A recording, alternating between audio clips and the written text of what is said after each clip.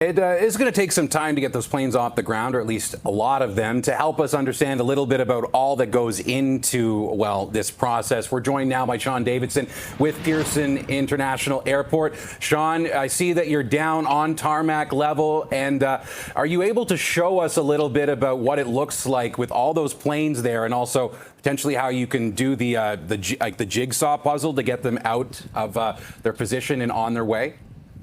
Yeah, for sure. I'll take a step out of the way so you can see. This is where dozens of planes have been parked now since Air Canada suspended their operations. And now really it's all hands on deck to work with the airline to get these planes back to the gate so that they continue their operations. We are Canada's busiest and biggest airport. So there's a lot of contingency plans that we have in place before this. So we're prepared for this sort of thing. But it's really working all hands on deck right now to make sure that these aircraft behind me can get back to the gate so they can be back in service for Air Canada. And I'm figuring that part of the process includes, because since we spoke with members of the executive for Air Canada, they say that there's maintenance checks that have to be done. Is that done as part of the airport operations, or do you just help facilitate? We would help facilitate. The maintenance is the responsibility of Air Canada. What we're doing here is making sure that we're able to help them with the aircraft movements, getting back to their gates and making sure that the gates are prepared. So it's going to be a busy afternoon out here on the airfield with these aircraft moving around. We have our apron control tower, which will be controlling some of these movements as they get back to the gate. So really, it's all hands on deck from our teams that are out here across the terminals and really planning with Air Canada to get these planes back from where they're parked to the gate. And I mean, it's been an immense amount of work over the last few days. Firstly, getting a parking plan in place, a strategic plan in place so that the aircraft are parked in specific areas, firstly, not to impact the operations of other airlines.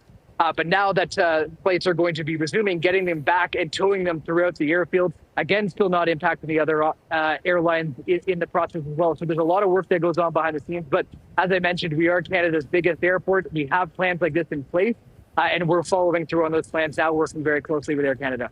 And I just want to double check on the process going forward, Sean. Working with Air Canada, I know there are 40,000 roughly of the passengers usually that go through the airport are Air Canada passengers, but there's still 120,000 otherwise during busy season. What do you, with all of the planes that are in Terminal 1 on the tarmac where you are right now, how do you make sure that other planes can go on their merry way and also get these planes out of the way as fast as possible? Well, I mean, as you can imagine, it's an incredibly complex operation here. During our peak summer season, sometimes we see over 1,100 movements per day.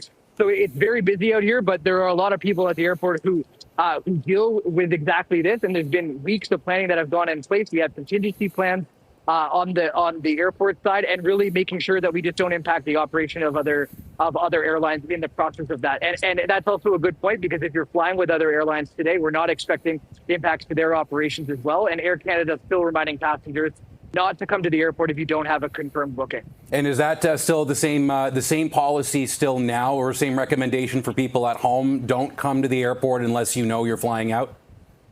Yeah, we don't want people to come to the airport if they have a canceled flight. It's the advice that's coming from Air Canada.